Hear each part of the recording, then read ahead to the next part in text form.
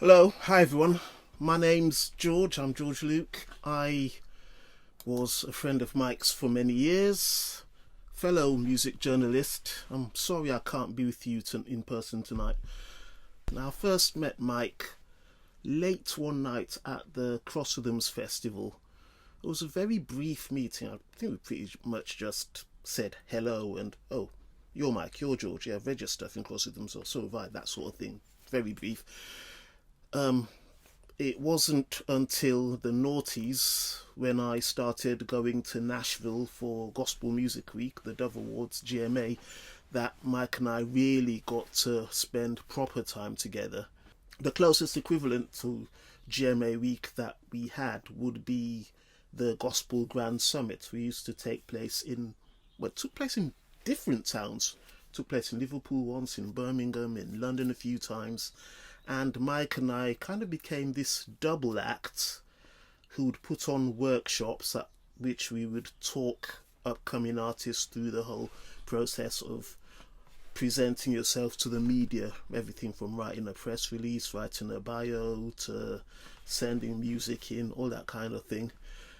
Because Mike was more than just a music journalist or a radio DJ. He obviously was a big music fan, we've established that, but he was more than all those things. His relationship with musicians was more pastoral, I reckon.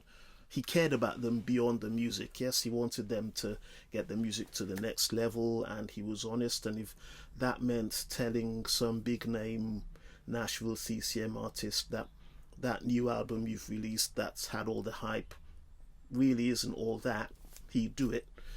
But there was also a love to what he did as well, which I guess is why we're all here this evening, one of the reasons. Lots of funny things happened in those days at Nashville. There was the year of the Iraq invasion where he very famously walked around Nashville with a t-shirt that said WWJB, Who Would Jesus Bomb? Yeah, as I've said, he wasn't one for the glitzy side. I remember a phrase that he always used that struck with me was sane Christianity. And I like that because I'm not really great into super spiritual words and gestures as well. And yes, sometimes we can get a bit crazy with this whole Christianity thing. And I love the way he just brought it down to earth with that phrase, sane Christianity. What he did have, and again, that's why we're here today, is a community, which I think he built without realizing he was building one. I mean, the reason we're all gathered here this evening, whether it's in person or online, is because Mike, just through his love for God, his love for people, and his love for music,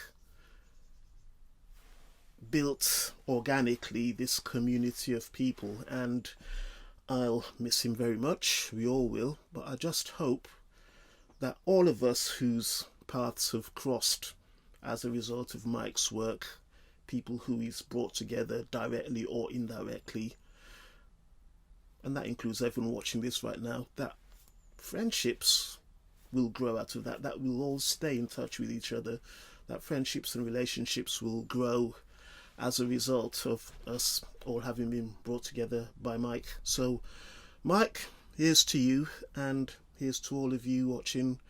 Rest in peace, Mike. It was great having you as a friend. We'll miss you, and we'll always love you.